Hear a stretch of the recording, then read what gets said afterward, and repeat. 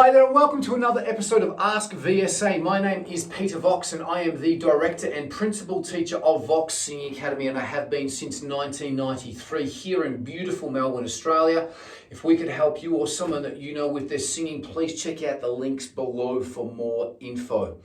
If you like this channel, give it a like, thumbs up, click subscribe to keep up with other great content. If you have a question, please put it in the comments below. If you think I've missed anything, put it in the comments below, or just drop by and say hello. Let us know what suburb, state or country you are from. It's a great little community, large community that we're building up here.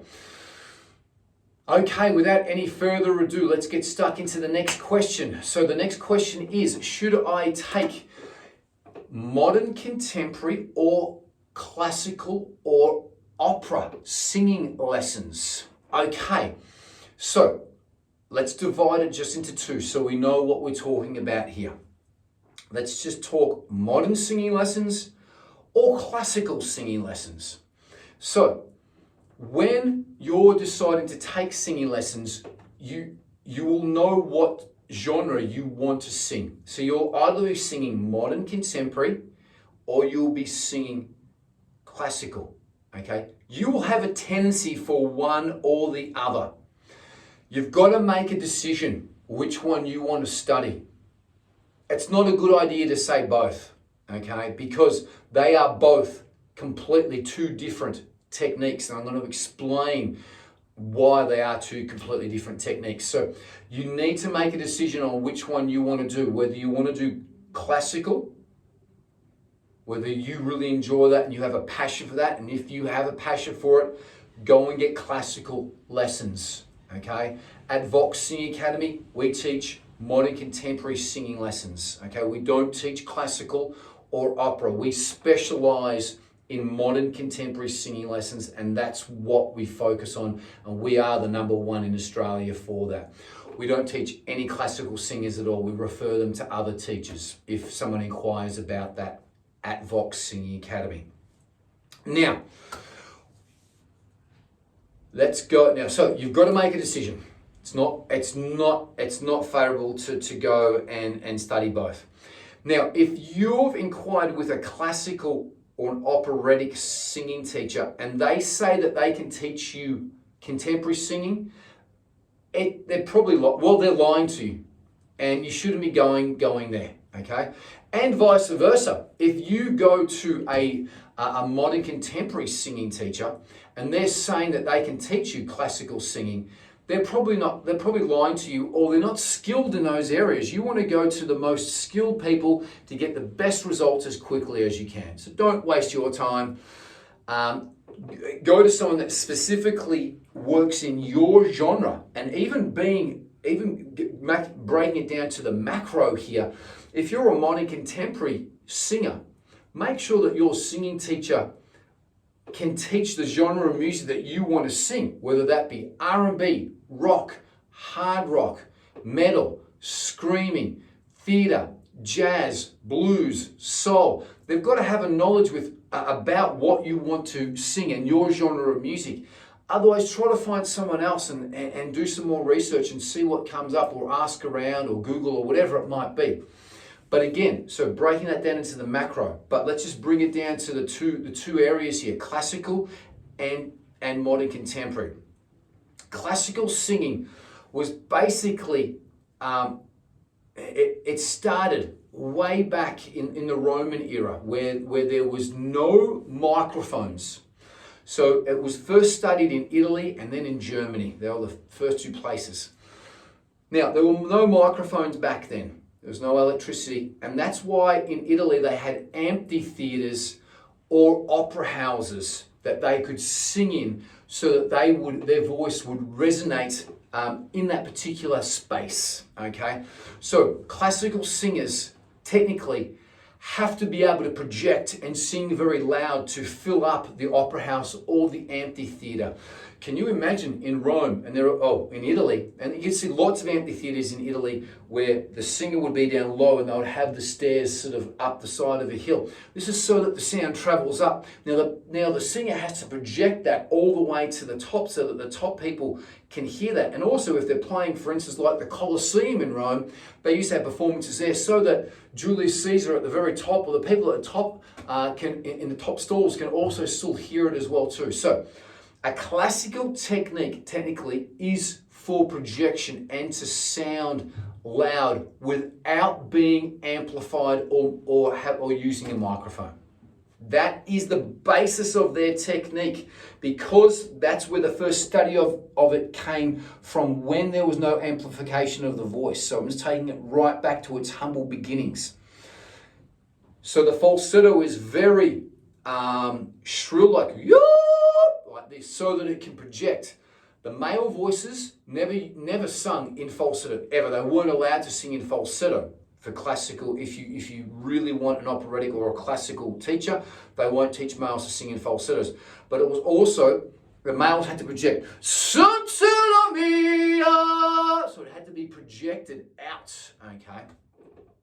So if that's what you're interested in, if your passion is to sing classical singing or opera, please search for a classical singer or an opera singer that specializes in your field. If you're wanting a modern contemporary singer, and that's all other genres, okay, so I'm talking rock, blues, jazz, theatre, yes, theatre, it's modern contemporary, hard rock, R&B, whatever it might be, you want a modern contemporary singer, okay? You want a modern contemporary singing teacher. Now, the difference with modern contemporary singing is that we will be generally amplified. So even in theatre, yes, they sometimes have a microphone at the top of the stages, there'll be microphones that will pick up the whole orchestra and everyone that's singing up on stage. Or the singers will have a lapel, okay, microphone. Or if you're playing a smaller theatre,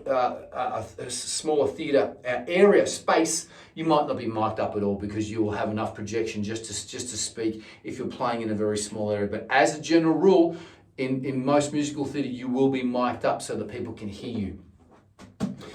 And that's really the big difference, because we can sing in modern contemporary singing very quietly. Like, for instance, Fake Plastic Trees by Radiohead off the Benz album. He sings, green plastic watering can for a fake Chinese rubber plant. And that's as loud as he sings. It's as loud as he sings live, because he's singing into a microphone. He doesn't need to sing louder, so he's using the microphone as a tool. And a lot of hardcore singers as well too, they also cut the microphone as well too. I'm not quite sure whether there's any singers here. No, there's no singers here that are currently doing it behind me. Kim, a little bit. Kim is cupping the mic from Dead Letter Sex. Actually, you can't see him.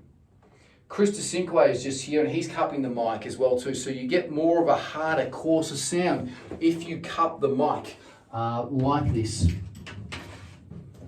So you get a coarser sound. Yeah, new level. Okay, if you cup that, and I'm just going, new level, that loud, that's how you get that sound. That's actually from a Pantera song. So you can sing very quietly into it and be amplified and sing whichever way that you want. So it gives you more options. So the modern contemporary singing teacher and singer has more options to sing in different styles, because they can use their quieter part of their voice, their louder, higher part of their voice. With opera, you can only learn opera, and you'll only be doing arias and learning opera, and that would be it. With contemporary singing, you can go in and sing lots of different genres: jazz, blues, soul, theatre, R&B, rock, hard rock. They all have different techniques that we give all of our students that come to Vox. We give them these different techniques for every genre, because every genre has a slightly different technique to it, and that's why there are so many genres. And just for instance, jazz is very smooth. On my own. That's not a jazz song, that's from theatre, but it's smooth. Rock. We will rock you. It's very smooth. Let's just say ballads and rock. So again, they're two different techniques. So there are two different styles of scales that we would record our students. If someone wanted to be a balladeer, for instance, we'd give them smoother, slower scales.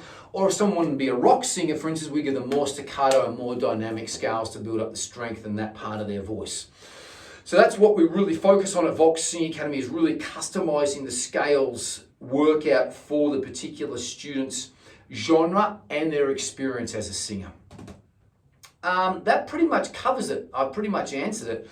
So if you want to be a contemporary singer, please Google and look up contemporary and modern contemporary singing teachers. Or if you want to do opera or classical, look up a classical singing teacher, because they are two completely different techniques.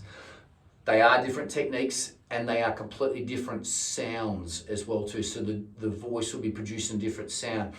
Because with opera, you'll be singing at quite a loud volume, sometimes to get bigger, higher notes, as I've already demonstrated.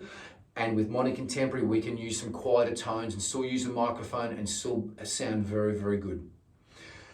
Thank you very much for watching. If you've watched this far, please give us a like, thumbs up, click like and subscribe. If we could help you or someone that you know with the singing, please check out the links below for more info.